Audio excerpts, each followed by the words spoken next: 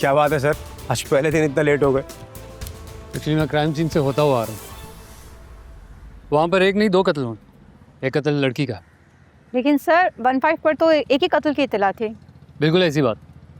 लेकिन crime scene के पास जब एम्बुलेंस खड़ी देखी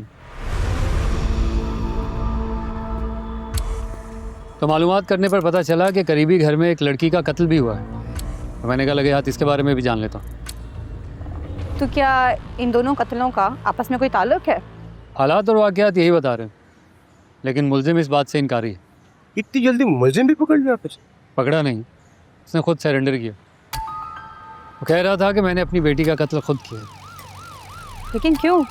वही सो कॉल्ड गैरत।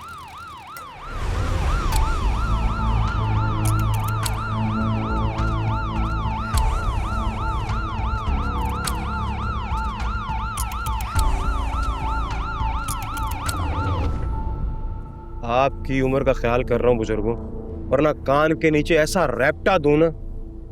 जो साहब पूछ रहे हैं सीधी तरह बताओ। आज ऐसा क्या हुआ? आपने अपनी बेटी को खुद ही कत्ल कर दिया। तो मैं नहीं बता सकता भाई। क्यों? गेम शो चल रहा है? जो सवाल करेंगे तो पास कर दोगे? डॉक्टर साहब, पुलिस स्टेशन है, जो पूछ रहे हैं ना उसका जवाब दो। क्यों मारा अपनी बेटी को? इत्तेफाक से आज आपकी गली के कॉर्नर पर एक गाड़ी में लड़के की लाश मिली है। आपका इस कत्ल से क्या ताल्लुक है? इसके बारे में मैं कुछ नहीं जानता, मुझे कुछ नहीं मालूम। कमाल है, कत्ल का वक्त तकरीबन एक ही है, लेकिन मोहल्ले वाले 15 पर सिर्फ एक कत्ल की इतला देते हैं। आपने तो 15 पर कॉल भी नहीं की, डायरेक्ट एम्बुलेंस बुला ली।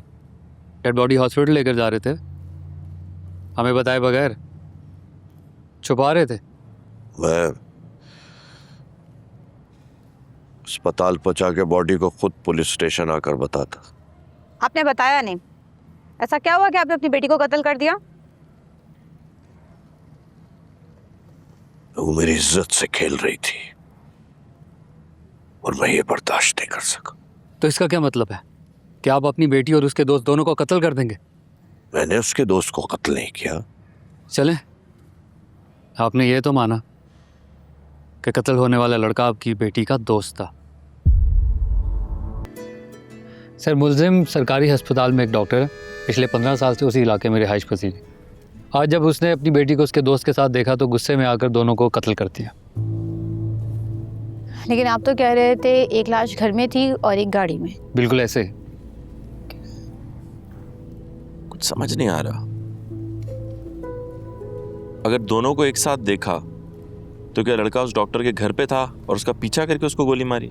सर, हतमी तौर पर कुछ कहा नहीं जा सकता। लड़के की डेड बॉडी हमें ड्राइविंग सीट पर मिली है, दरवाज़ा खोला हुआ था और दरवाजे पे कोई भी बुलेट के निशान नहीं थे। हो सकता है सर कत्ल घर पे किया हो और लाश जो है वो उन्होंने बाद में गाड़ी में डाल दी हो। नहीं, ऐसा मुमकिन नहीं है, क्योंकि ड्राइविंग सीट पर काफ़ी खून था। डॉक्टर की जितनी उम्र है, मेरा नहीं ख्याल वो एक जवान लड़के का पीछा करके उसे गोली मार सकता है। और अगर ऐसा हुआ है तो दरवाजे पे एक आध गोली का निशान तो जरूर होना चाहिए। बिल्कुल सर, मैं भी ऐसे ही सोच रहा हूँ। डॉक्टर ने क्या कहा? सर पहले तो वो लड़के के कत्ल से मुनकर था, लेकिन अब उसने दोनों कत्लों का एतराफ़ कर लिया है। लेकिन कैसे, ये तफसील उसने अभी तक हमें नहीं दी। क्या हो बेटा, दिख नहीं रहा एरिया? कटो ना फिर, पीछे जाओ। क्या हुआ? पीछे ही तो खड़ा हूँ। बहुत गर्मी है तेरे में, हैं? बहुत गर्मी है। चलो। सॉरी नहीं चला। आप मैं घर में ठीक करता हूँ। आ जा, डालो इसको अंदर।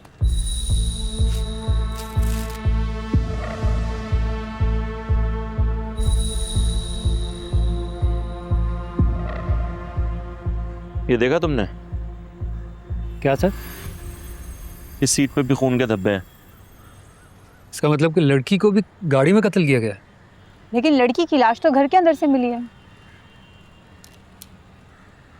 इनमें से देखा किसी ने किसी को आते जाते, भागते हुए या फायरिंग की आवाज़ सुनी हो? नहीं सर, सुबह सुबह का वक्त था। अलबत्ता एक आदमी है जिसने फायरिंग की आवाज़ सुनी, पीछे गली में रहता, लेकिन भागते हुए उसने किसी को नहीं देखा। वो घर कहाँ है जहाँ पे लड़की की लाश? यहाँ से सामने। बंद करें इसे।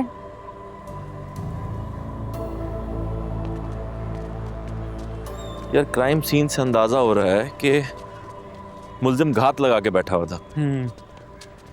जैसे ही लड़के ने लड़की को ड्रॉप किया, मुलजिम ने हमला किया। मगर हैरत की बात यह है कि एक भी दरवाजे पे गोली का निशान नहीं। सर हो सकता है कि मरने वाले घबरा गए हों और घबराहट में कुछ कर ना पाए हों। बिल्कुल हो सकता है, लेकिन वो बूढ़ा आदमी अकेले उस लड़की की लाश को उठा के इतनी दूर नहीं लेके जा सकता, और अगर घसीट के लेके गया तो रास्ते में कहीं खून के निशान नहीं है। सर खून के कुछ फासले पर धब्बे नज़र आए हैं। फिर भी घर में कौन कौन है उसके? सर उसकी फैमिली ही है शायद। अरे फैमिली में कौन कौन है यार? सॉरी सर, इसके बारे में मैंने इन्फॉर्मेशन नहीं ली, क्योंकि डेड बॉडी को एम्बुलेंस से शिफ्ट कर रहे थे तो मैंने पहले उसकी कस्टडी लेना ज़्यादा ज़रूरी समझा।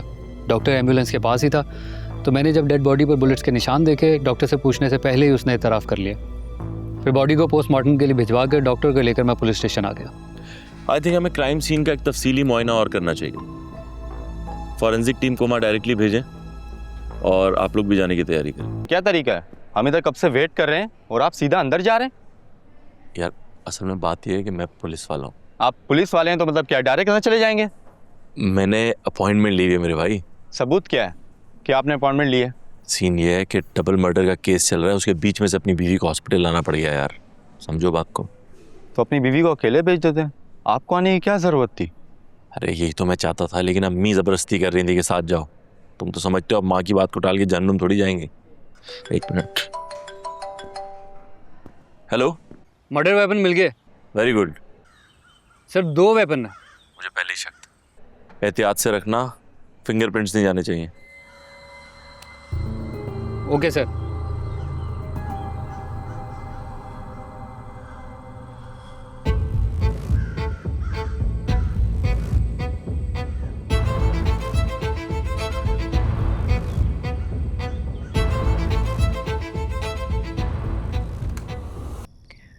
बेहतर होता अगर आप हमें खुद बता देते। कैसे बता देता? एक तरफ मेरे दोनों बेटे और दूसरी तरफ मेरी वो मासूम बच्ची। जब मेरे बेटों को पता चला तो मुझे बताए बगैर इतना संगीन इक़दाम लिया उन्होंने। क्या करता? बेटी तो मर चुकी थी, क्या बेटों को भी मरने देता? इसलिए मैंने ये कत्ल का इल्जाम अपने सर लिया, लेकिन कोई फायदा नहीं हुआ, कोई फायदा नहीं हुआ, कोई फायदा नहीं। डॉक्टर साहब, कानून की पहुंच से ना कभी कोई मुजरिम बच सका है, ना ही कभी बचेगा। खैर, अब आप घर जाइए और बच्ची की तदफीन का इंतजाम कीजिए।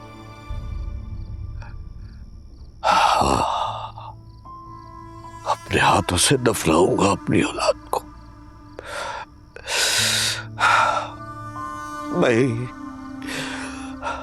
मैं ही दफनाऊंगा अपनी बच्ची को। मैं ही दफनाऊंगा अपनी बच्ची।